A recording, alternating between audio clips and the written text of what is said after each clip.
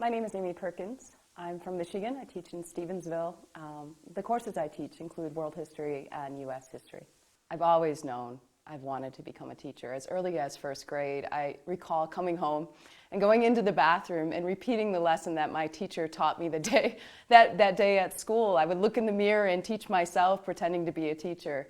Pretty ridiculous, especially when your brother walks in the middle of it. My job as a history teacher is to connect the students with the information and the people, and to encourage and enable them, empower them to think critically, to reach their own conclusions, and then to act on those conclusions. Ultimately, we need a more peaceful world and where people understand each other and engage in dialogue, constructive dialogue, instead of demonizing other people without an understanding for who those people are. After so many years of waiting for the United States president to recognize the Armenian Genocide, we find ourselves gathered here in Armenia to learn about it. As educators that are leading this new trend and helping people understand, especially teachers and then students, about what happened here.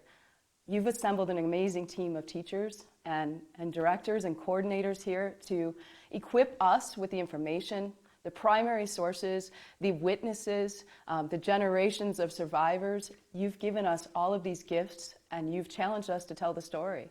And we're very eager to share that story with the colleagues that we have in our states and at national conferences, and to begin this process of telling a story that should have been taught 100 years earlier. Traveling to Armenia was an essential part of our experience. Seeing the landscape, the topography, the hills, understanding how that maybe even impacts the outcome of battles during World War I, seeing the gravestones from the most recent war in 2020, meeting the people one-on-one and being in the room with them, not through a Zoom lens. It doesn't filter anything. It exposes the rawness of the history and the way in which the legacy of that history permeates the air in Armenia. You can't get that in California. Reading about the Armenian Genocide is one thing. Hearing the stories of the survivors, seeing the pictures of the horror of the Armenian Genocide, it's not a textbook entry, it's not a paragraph that's sterile, it's real, it's relatable. These are human beings, and it's important for our students to see that part of the story and to understand this isn't a statistical piece of history. This is a very real, intimate reality. The story of genocide, wherever it may be, the recognition of genocide or the denial of genocide exposes the intersection between the teaching of history and the geopolitical reality of where we are today. So if a government, an individual denies a genocide, it exposes their inability or unwillingness to grapple with the legacy of history. It also shows a political agenda. So I'm very aware, and so are my colleagues here, of the intersection between political agendas and the teaching of history. And the Armenian Genocide exposes that more clearly than any other example that I'm aware of.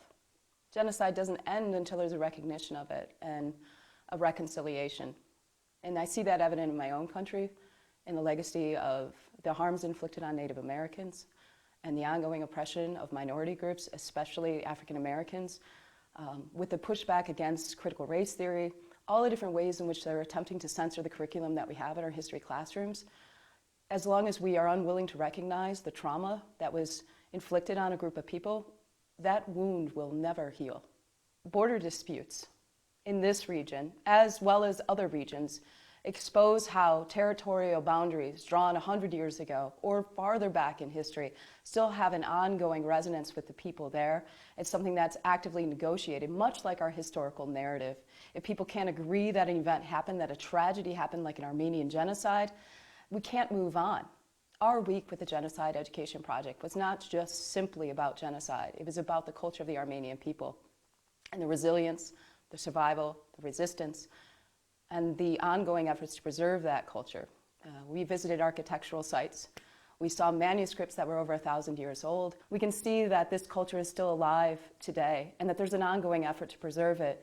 We also met with artists who are taking these historical manuscripts and reinventing them with paintings and using that to teach the younger generation about the history of the Armenian people. The Armenian people are very welcoming and eager to share their story, but also to express their friendship and love for the people around them that come to Armenia.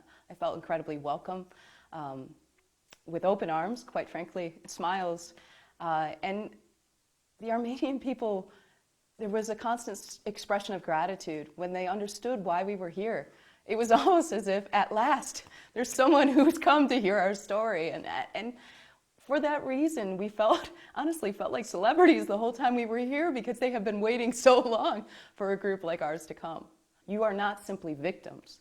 The Armenian people are far more than that. They've done tremendous things, historically and presently. And it's so important that these young students, these young children understand that there's something here to fight for, to preserve and respect and celebrate.